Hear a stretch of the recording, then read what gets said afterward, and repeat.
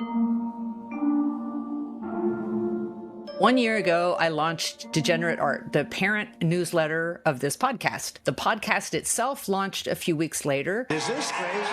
After the election. We are seeing a return to power kind of a past that never got left behind in the world.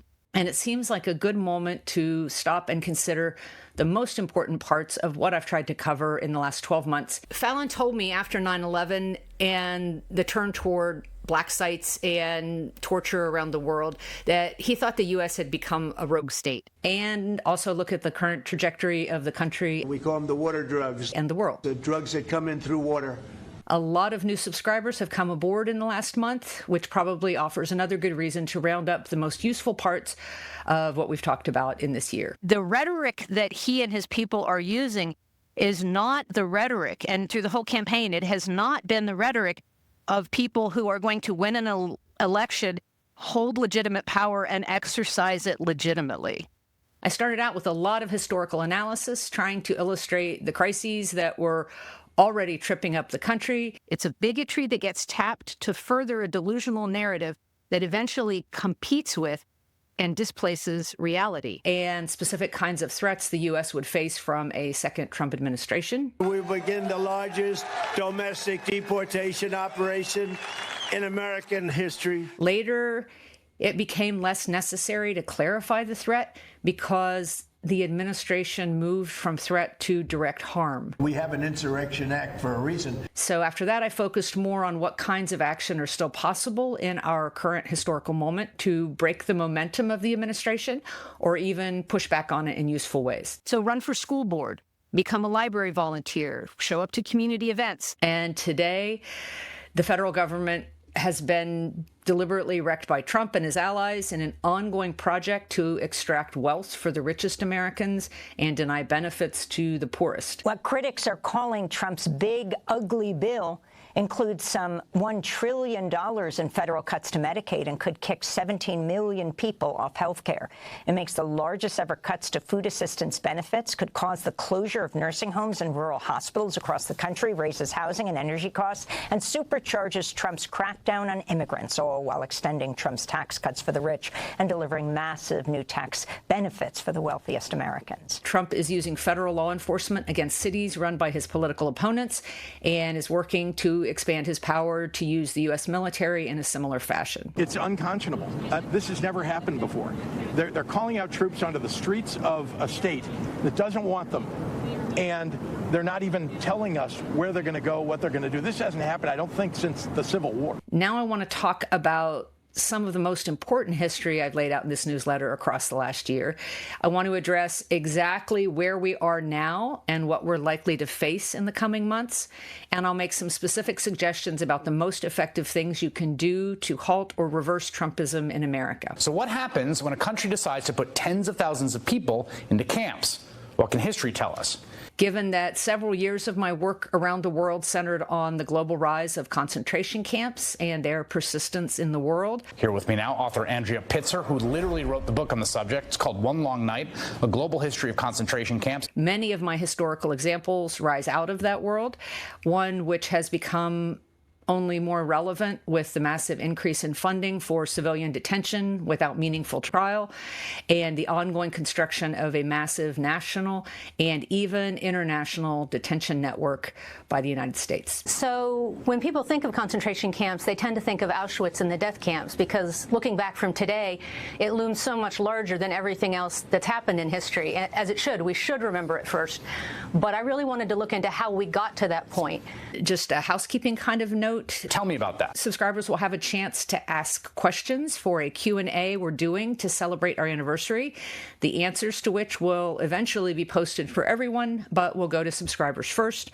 So if you are a paid subscriber who wants to ask a question, send it to nextcomeswhat, all one word, nextcomeswhat @gmail.com, and we'll gather those questions and answer them in a bonus post and a bonus episode of Next Comes What.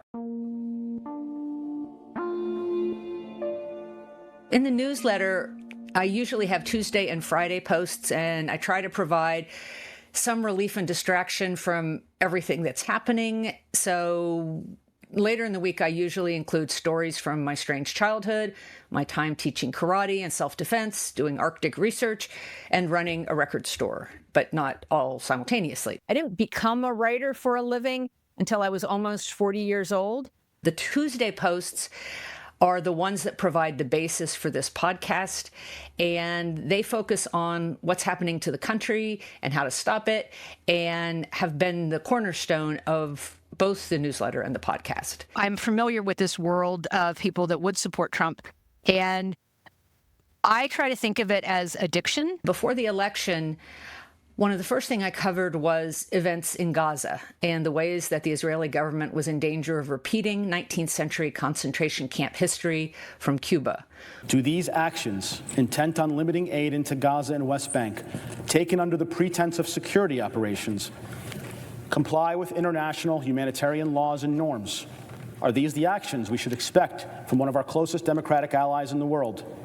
Forcibly demanding relocation of whole populations on short notice and moving them into increasingly worse conditions while declaring open season on anyone who remains would become a genocide. By continuing to supply vast quantities of arms for the Israeli response to the horrific October 7th terror attack, supplying them long after it was known that tens of thousands of women and children had been killed in Gaza, are continuing to be killed, Biden is not helping the nation retreat from this rogue state status that we entered through the global war on terror. If anything, I probably didn't pay enough attention to that and cover it enough early on, although I'm not sure it would have stopped it. It would have raised awareness. So I encourage people to not ignore what's happening in other parts of the world right now, because those are also critical for those people and for us going forward. Unfortunately, Israel succeeded in isolating and dividing Gaza from the rest of the world, meaning your experience as a Gazan Palestinian person living in Gaza is different than your experience if you're living elsewhere. For example, kids in Gaza grow up afraid of the sky. When you look at the sky in Gaza, you can't differentiate, is this a cloud or is this smoke? Another thing I covered early in the newsletter was how journalism in the United States is in serious trouble. As a 27-year-old producer on The Mike Douglas Show, Roger Ailes overheard Richard Nixon, waiting to go on the air, say it was a shame that a man had to resort to gimmicks like television to get elected. Mr. Ailes replied, "Television isn't a gimmick, and if you think so, you'll lose." I said that billionaire investors have created propaganda channels in the private sector, which abet the interests of authoritarian types. In 1996, Mr. Ailes joined the News Corporation to found a new cable television network, Fox News. Fox News passed CNN in the ratings in 2002 and has remained the dominant cable news channel ever since. Remember that Fox News was created as an antidote to the successful removal of Richard Nixon from the presidency. Monday marked the first day on the job for the newly installed editor-in-chief of CBS News, Barry Weiss, after she sold her right-wing digital media outlet, The Free Press, to CBS's parent company, Paramount Skydance, for an astounding $150 million. Other non-Murdoch national media may lack overt complicity, but tilt heavily corporate and are not inclined to unsettle advertisers. Apple TV Plus says it's postponing the release of a new show, and the move is drawing some criticism. The show, starring Jessica Chastain, is called The Savant. It's about an undercover investigator who infiltrates online hate groups to stop mass shootings. Meanwhile, journalism is starving, especially at state and local levels, shedding workers in ways that begin to echo the kind of silence and blackouts that arise due to repression in other police states. Weiss will report to Trump ally, Paramount CEO David Ellison, who took control of Paramount through the merger with his company, Skydance Media. David is the son of one of the richest men in the world, recently declared the richest for a little bit, billionaire Larry Ellison, executive chair of Oracle, who Trump has proposed to make part owner of TikTok. The Ellison family is also set to make a bid for CNN's parent company, Warner Brothers Discovery, which would also include owning, for example, HBO. I would say in the year since I wrote that situation has only become more dire, with more billionaire takeovers, more stooges being put in at high levels. And I think that dealing with that crisis in journalism is something we'll have to do going forward. A CBS correspondent told The Independent the fact that we don't have money to pay journalists, but we have money to pay Barry Weiss between $100 and $200 million is indicative of what the Ellisons' true goal here is, and it's not journalism. I also wrote a year ago about the backyard fascism of Trump's and Vance's attacks on Haitians in Springfield, Ohio. He just said Haitians are eating dogs and cats. Can you affirmatively say now that that is a rumor that has no basis with evidence? And how he was threatening to unleash law enforcement violence on civilians his first day in office. If I have to, create stories so that the American media actually pays attention to the suffering of the American people, then that's what I'm going to do. That Trump understands so clearly he cannot yet get atomized local groups to do this work for him and must direct the police to do it shows his hand and underlines his precarious positions. And I think in the years since, we have seen that is still the case, and that is good news for us, that Trump has still not got local populations to do his work for him completely and in the way that he wants. So that provides us a little bit of hope. And honestly, even if Trump would have lost the election, the country as a whole is in trouble over these larger questions. Waco, Texas, where Donald Trump decided to relaunch his 2024 campaign. Tell us about it. Well, it's a highly symbolic place because, as you remember, back in 1993, the Branch Davidians, a cult, had a compound called Mount Carmel in Waco. And the Bureau of Alcohol, Tobacco, and Firearms thought they were stockpiling weapons, which they were, and they had a siege that went on for 51 days. It culminated on April 19th, 1993. With an inferno and more than 80 people dying, inspired a right-wing militia movement, and including a guy named Timothy McVeigh, who 2 years later, to the day, bombed the federal building in Oklahoma City, killing 168 people. So here, Donald Trump goes back to Waco. And when I asked Steve Bannon, his former chief strategist, and maybe who he still talks most to all the important outside advisor right now, Waco, what were you doing? He said, we are the Trump Davidians. Yet, the fact is Trump didn't lose. And that violence he had threatened was soon unleashed, and that's the legacy of what most of this episode will be about today. In the opening episode for this podcast, recorded a few days after the election, I took a look down the barrel of a second Trump administration and what it would likely bring. Each one has a little bit to do with Trump and may give us some indications about what's possible and what's not going forward. I discussed Vladimir Putin's return to the presidency after a performative period away and how his second act institutionalized repression and the creation of a massive military force directly under his control. When he resumed that office is when we began to see the worst of the worst thing happen. That force has made it almost impossible for domestic opposition to his rule to survive. He kills journalists that don't agree with him. Well, I think our country does plenty of killing also, Joe. In that same episode, I noted that Trump was coming into office with more power than Hitler possessed in Nazi Germany on arrival in 1933. After being appointed chancellor through a similarly legal process that was nonetheless dodgy in terms of whether he should have been disqualified. Can you talk about how those concentration camps, how Hitler managed to do this? Well, I'm glad that you asked about that. I noted that even back then, it took more than a year for him to establish unquestioned authoritarian powers. It was a very violent 18 months, but it did take more than a year for him to really lock in permanent dictatorship. And 5 years before the first mass roundups of German Jews happened.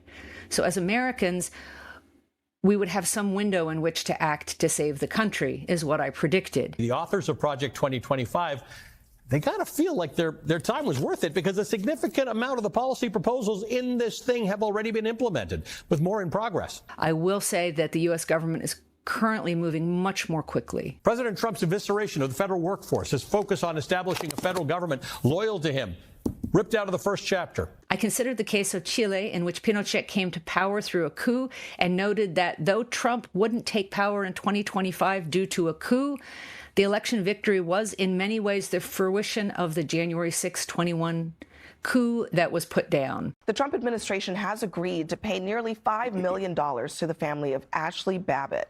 She is the MAGA rioter who was shot and killed by police after she breached the Capitol on January 6th. Which Congress and the Supreme Court in the end failed to treat as the threat to democracy that it was. It was a hard and fast 6-3 vote with the six Republican-appointed conservatives on one side ruling for former President Donald Trump and the 3 Democrat-appointed liberals ruling for special counsel Jack Smith in his effort to try to bring the former president to a criminal prosecution.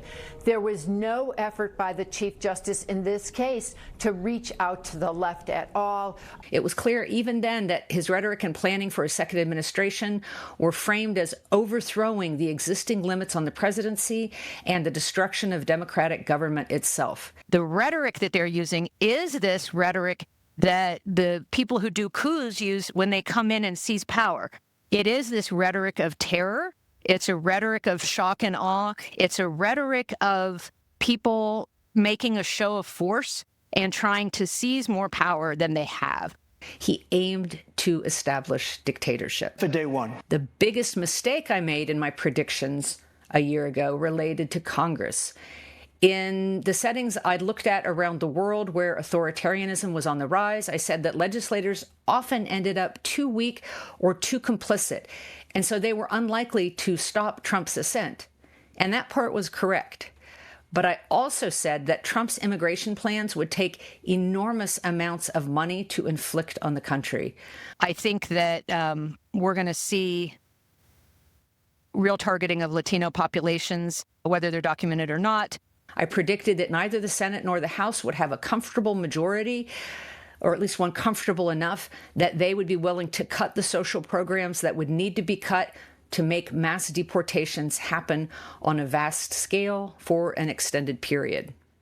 I failed to see just how completely elected representatives and senators would buckle to Trump, refusing to stand up in any way for their own constituencies. For 9 already struggling rural hospitals here in Tennessee, many of these facilities rely on Medicaid funding to stay open. I've talked repeatedly in the last year about how in my concentration camp research, I found that the 2 key elements in being able to resist or reverse authoritarian rule were keeping at least a semi-independent judiciary and holding on to the ability to dissent, particularly the right to public protest. Without either of those, it becomes very difficult for a country that's going awry to correct course. On this podcast, we focused a lot on different forms of everyday resistance. From New York to Washington to Los Angeles to San Francisco and even abroad, Tesla Takedown, a global day of peaceful action demanding an end to Elon Musk's influence over Doge, the Department of Government Efficiency, and its sweeping federal cuts. We also did an episode looking at the role of humor. So a lot of people have said every type of thing about him. A lot of people have drawn him. Do you know how much you gotta hate somebody to draw them? A lot of people... Drawings take time. And groups like Otpor in Serbia. They put a poster of President Slobodan Milosevic's face on an oil barrel, and they left a large stick near it in a shopping district. The fun that shoppers had while waiting in line eventually brought police who arrested the barrel. They couldn't arrest the people standing around. They didn't know who'd put it there, so they took the barrel. And that went viral. Individuals like Franca Rame and Dario Fo in Italy likewise publicly mocked corruption and authoritarianism, sometimes at great cost to themselves. And in 2003, Fo and his wife, Franca Rame, put together a vicious, hilarious performance that mocked Berlusconi directly, a kind of a puppet show, telling a tale where the prime minister, through a horrible accident, ends up with part of Putin's brain when Putin is assassinated by terrorists. Linking comedy with social change at the smallest and most mundane levels, George Orwell said, "A thing is funny when, in some way that is not actually offensive or frightening, it upsets the established order. Every joke is a tiny revolution." The moral to be drawn from this dangerous nightmare situation is a simple one. Don't let it happen. It depends on you. For those who want to be sure that engagement and protest are somehow more than just feel-good tactics, we've covered several useful studies to keep in mind. No single research result is definitive, but as a whole, they seem to indicate that the value of protest and the possibility of a return to healthy democracy, that these are real. Many people have cited Erica Chenoweth's work suggesting getting at least 3.5% of a country's population engaged in an opposition movement is generally sufficient to force significant change. Where the 3.5% rule comes in is that in our book, we argued that mass participation is a critical reason why nonviolent resistance is more likely to win. It's easier to get huge numbers of people participating in nonviolent resistance from all walks of life, and it's a much more inclusive technique of struggle. A study by Teeslink and Melios on the much vilified Black Lives Matter protests in the wake of George Floyd's death indicates that those protests played a measurable part in Joe Biden's 2020 victory. The research also suggests that, this is a quote, the effect of protests is relatively large in counties with smaller, whiter, and lower educated populations. More recently, we also looked at the U-turn study of massive political changes in the direction a government is going across more than a century. Researchers at Sweden's University of Gothenburg and at the University of Liverpool in the UK found that more than half of all authoritarian shifts were followed by shifts toward democratization. And in the last 30 years, that number was nearly 3/4. What's more, some 90% of U-turns led to greater democratization in the end. No one study represents all of reality, but this study is a helpful way to get a snapshot from a greater distance of where we are now. Elsewhere, I've tried to address why both international and domestic examples of oppression and resistance offer useful models. I don't know if I would go as far to identify someone specifically as a fascist, but I'm speaking as a historian who understands when you say fascist, I do immediately think of Mussolini, I think of Hitler, self-identified fascist. The single most, to my mind, similar identifier is an absolute blindness to any kind of defeat, anything that doesn't fit into your worldview. To pretend that the blight afflicting America today can only be understood through European fascism or Russian autocracy would be foolish. Heinous acts of oppression have been part of U.S. history since the country's founding. Much of what Trump is doing seems aimed at rolling back the historical clock for the express purposes of removing power and agency from not only political opponents, but also people he sees as actually less than human. But a broader pool of examples of how events can go is helpful in knowing what might come next. Australian outsourcing of migrant detention to Manus Regional Processing Center in Papua New Guinea and the nation of Nauru at the beginning of this century led to horrific outcomes. There was insufficient water supply and sanitation there in Nauru at the detention facility. The conditions were hot and humid, also saying that there was inadequate health care. And so almost all of them suffered in terms of their physical and mental well-being. With the help of our country, South American dictatorships collaborated with each other in extrajudicial detention in the 1970s and 1980s through Operation Condor. Last year in Chile, the Supreme Court validated judgments against the architects of the Condor program, which was central to torture and disappearances. And it was an operation the U.S. assisted in, just as it had supported those dictatorships. That operation very much foreshadowed Trump's partnership with President Bukele for the deportation of immigrants in the U.S. to abominable detention conditions at Sicotte in El Salvador this year. But the problem is not only the way in which the prison is constructed, but because of Bukele and basically de facto martial law in El Salvador.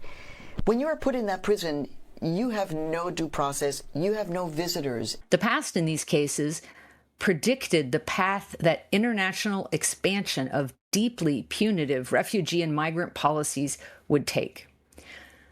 Positive examples of overseas change exist too. In the last year, we've highlighted the Supreme Court and protest movements in Brazil.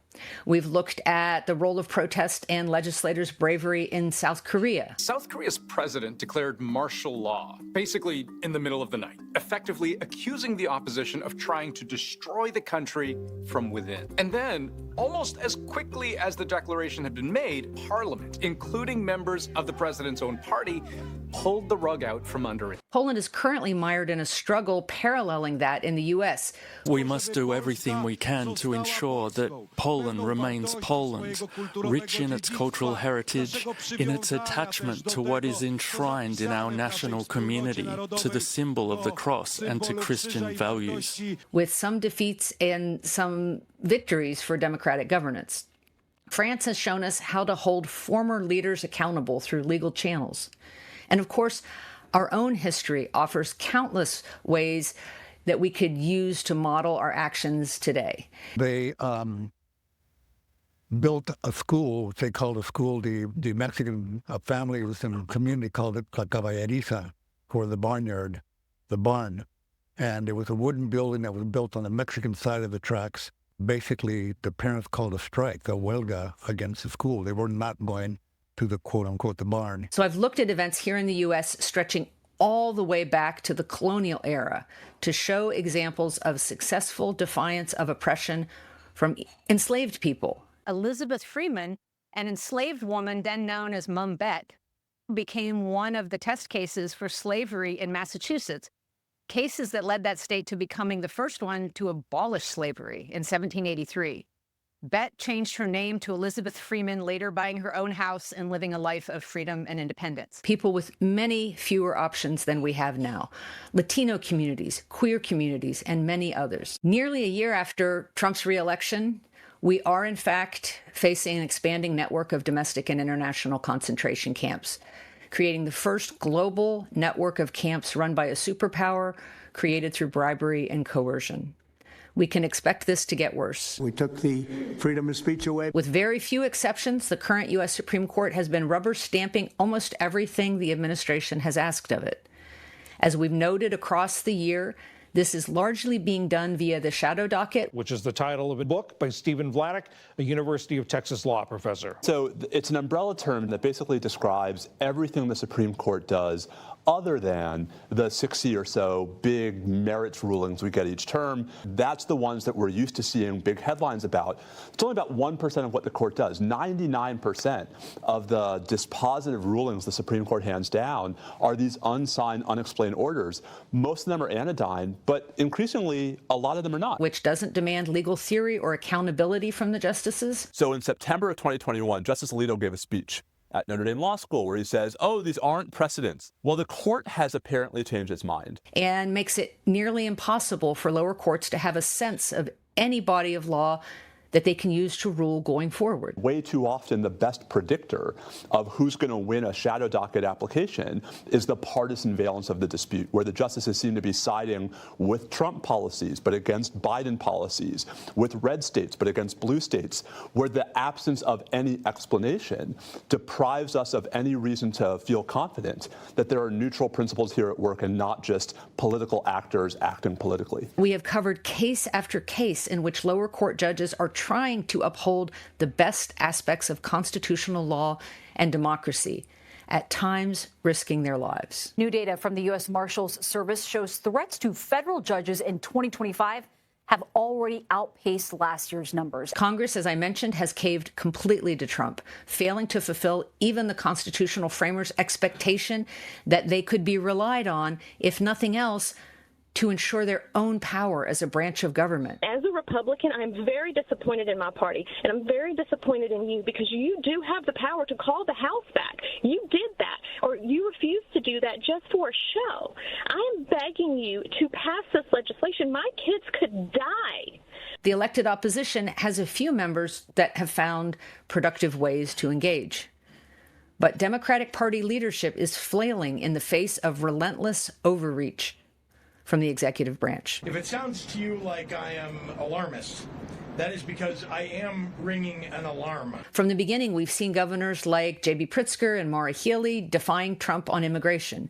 Others have stepped up intermittently. Donald Trump and his billionaire buddies are determined to take over this government, to make it work better for themselves and worse for everyone else. We've seen local demonstrators push back in Chicago and in L.A. Some of the biggest days of protest in American history have been building slowly towards civic engagement that might be sustained enough to be a real force in ending the current regime. And this is just the start. In terms of what to expect in the coming months, we should expect increased tension in the judiciary as lower courts hold the line. I want to bring in Jan Crawford. These guys who are in the Solicitor General's office and are filing these cases in the Supreme Court are very strategic. And so they're only bringing cases to the court that they think they, on an emergency basis, that they think they may be able to win. The Supreme Court, now back in session, tries to allocate more and more discretionary power over state violence and punishment to the executive branch. You've got major cases involving President Trump and some of his policies. In addition to that, you have a range of some of the most hot-button social issue cases that the court now is going to confront. Trans rights, gun rights, a death penalty case, a campaign finance reform case, and a challenge to a key part of the Voting Rights Act. The courts have already been and will become more entrenched in a power struggle going forward. Oh, and we haven't even talked about birthright citizenship. No, we haven't. A power struggle has also already begun in the executive branch, though we only get glimpses of it. A country that builds concentration camps, as we can clearly label the Everglades camp that the administration calls Alligator Alcatraz to be, a country that does that is a country that has embraced extrajudicial means. History is full of moments in which hindsight provides the only clear view. This is not one of them. Using these extrajudicial approaches shows that Trump can't quite get what he wants from the law as it currently stands. Governor DeSantis has proposed using National Guard, deputizing them as immigration judges to get through this massive backlog of people in the immigration court. Would you be open to that? Yes, he has my approval. Okay. That wasn't too hard to get, was it, Ron? He didn't even have to ask me. The current legal framework is often bad enough. The extrajudicial component is always worse. The good news is that they are already in conflict with one another. There will be infighting between the officially legal branches and the more extrajudicial branches. Defense Secretary Pete Hegseth, as a puppet of a cohort that wants to use traditional tools. We can look at him that way. This is why we're fighting the fake news media. This is why we're fighting slash and burn Democrats. This is why we're fighting hoaxsters. Stephen Miller's power resides with the rapidly expanding extrajudicial forces of ICE. With respect to the federalizing of the California National Guard, under Title 10 of the U.S. Code, the president has plenary authority, which have been part of our system for some time, but which have become the rogue forces operating far outside the bounds of legality. Miller appears to have the most control right now, in part because Hegseth is incompetent. But as a minister without a truly high-ranking post, he is vulnerable. But they won't be the only ones fighting. Trump is in decline. I'm very careful, when I walk downstairs, like I'm on stairs, like these stairs, I walk very slowly. Nobody has to set a record. Just try not to fall. So the knives are probably out even more than they would be in any authoritarian enterprise. Secretary of State Marco Rubio is surely envisioning an expanding role for himself. And J.D. Vance, though he is as hapless as Hegseth, is the actual next person in line for the presidency. I think the people whose ancestors fought in the Civil War have a hell of a lot more claim over America than the people who say they don't belong. Every one of these men has surrendered any scruples long ago, and they will be jockeying for position. It will lead to some worse things for America, but also to many opportunities to derail the larger Trumpian agenda. When I met with survivors of torture and political repression in Argentina and other South American countries, I found that decades after dictatorship had ended, left and right remained a permanent fissure in the political landscape. Unlike countries that were defeated in war, such as Germany and Japan, there was no full reset of the government. The side that embraced dictatorship still believes, more or less, that they were right to do so. And my sense is that we have to assume that even if democracy survives in the U.S., this is the future that we should expect for decades to come. We can appeal to a broad range of voters with a positive vision, but there is no simple way to convince people who have accepted authoritarianism to return to democracy. Expanding those in the Democratic camp has to come through recruiting those weakly allied with power now or those who have not engaged politically before. We can do that by offering a better future for everyone. Not just for the 1%. On a broader level, we have to root out what I framed as the concentration camp tendency, the desire to exclude those deemed undesirable from society and carry on as if they didn't exist. The attempt by government to isolate and remove targeted groups from the general population to subject them to deliberate harm, punishment, isolation, or death. It's the necklace threading through all the policies that are currently choking the country. And taking off one or two beads is not going to be enough to save us.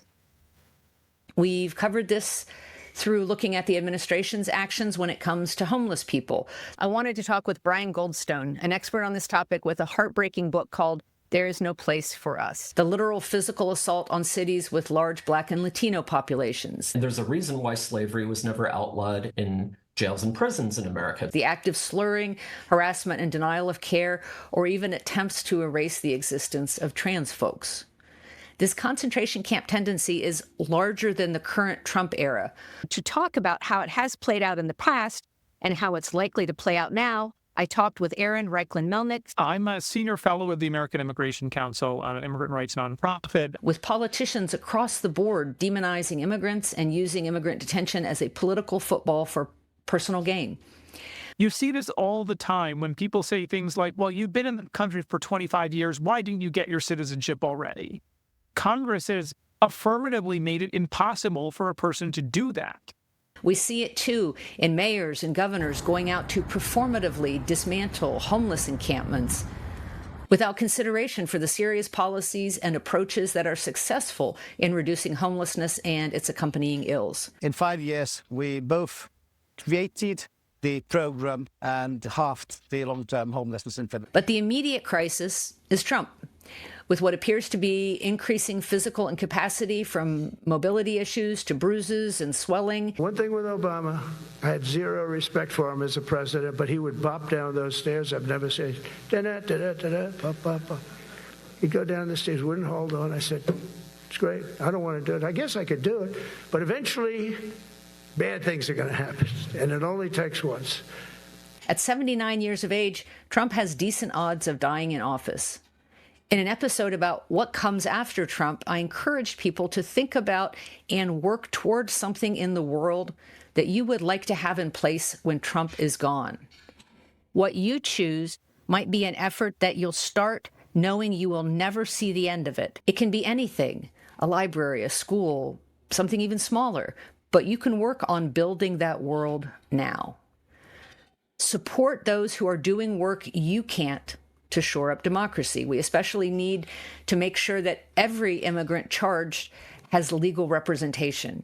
If you've got a law degree and you're interested in working on this, we have an opportunity, a whole mentorship process and training so that people can learn how to take cases and help people with bond or maybe with asylum or something else. Use other existing organizations to help. You may already belong to one. The New York Bar Association recently condemned the targeting of civilians in international waters by the administration. There's a reason we don't we shouldn't allow our drug warriors to act as judge, jury, and executioner. It's because they have made many, many, many tragic mistakes in the past and ended up killing lots of civilians. There are many such possibilities. Local organizations and actors can very much take on these roles, and you can help. Mayor Brandon Johnson in Chicago just banned city property use for immigration enforcement.